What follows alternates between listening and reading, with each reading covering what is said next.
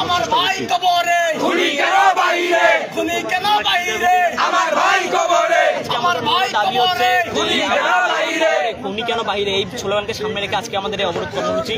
আমরা দেখেছি যে ইতিমধ্যে সারা বাংলাদেশে ডেভিল হান্ট নামে একটি অপারেশন চলছে।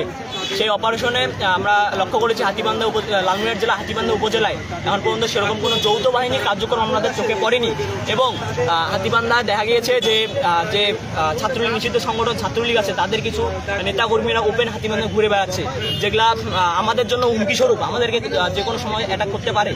তাই এর পরিপ্রেক্ষিতে তাদেরকে 24 ঘন্টার মধ্যে আইনের আওতায় এনে তাদের গ্রেফতার করার দাবিতে আজকে আমাদের এই আন্দোলন কর্মসূচি। আপনারা 4টি দফা দিয়েছিলেন, সেটা কি?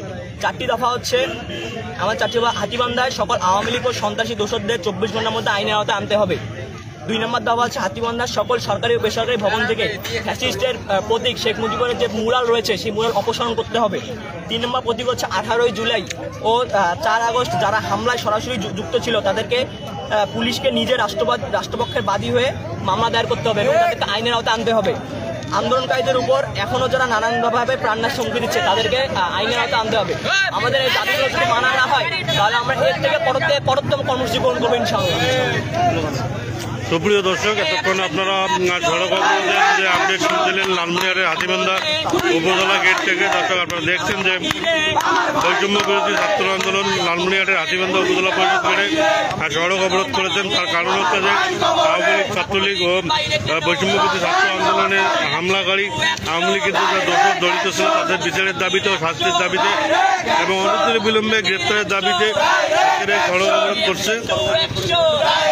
এতে করে রাস্তার 2 ধারে যানজটের সৃষ্টি হয়েছে।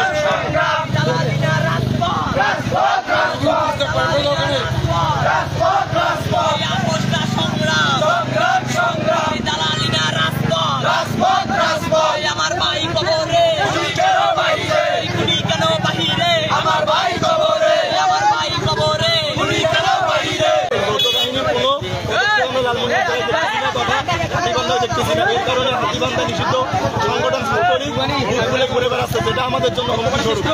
যে কোনো মুহূর্তে তারা আমাদের উপর অ্যাটাক করতে পারে। আমরা দ্রুত যৌথ বাহিনীকে দৃষ্টি আকর্ষণ করতেছি লালমনিরহাট জেলা তথা হাতীবান্ধা থানায়। তাদের সাথে কথা হয়েছে এবং তাদের আশ্বস্ত করেছে যে 24 ঘন্টার মধ্যে নেতাকর্মীদের আটক করা হবে।